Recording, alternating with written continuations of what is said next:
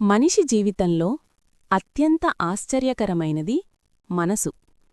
ఒక్కసారి గమనించండి, మనసు ఎప్పుడూ స్థిరంగా ఉండదు. ఒక క్షణం సంతోషంగా ఉంటుంది, మరో క్షణం దుఃఖంగా ఉంటుంది.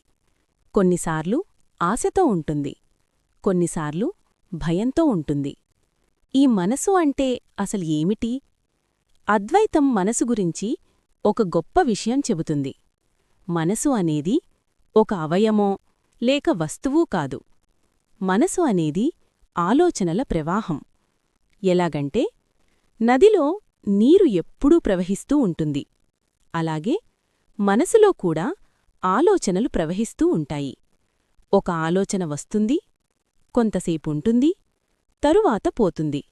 దాని స్థానంలో మరో ఆలోచన వస్తుంది.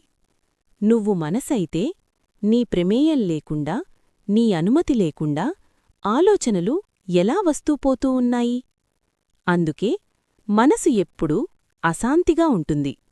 కాని గాఢనిద్రలో మాత్రం ఆలోచనలు ఉండవు, మనసు కూడా ఉండదు. కాని నిద్ర లేవగానే బాగా నిద్రపట్టిందనిపిస్తుంది.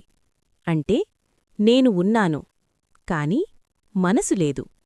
అందుకే అద్వైతం చెబుతుంది, మనసు నిజమైన నువ్వు కాదు, నువ్వు మనసు కాదు, నువ్వు ఆలోచనలూ కాదు, వాటిని గమనించే సాక్షి. ఈ సత్యం తెలిసినప్పుడు మనసు మీద అధికారం వస్తుంది. అప్పుడు మనిషి నిజమైన శాంతిని అనుభవిస్తాడు.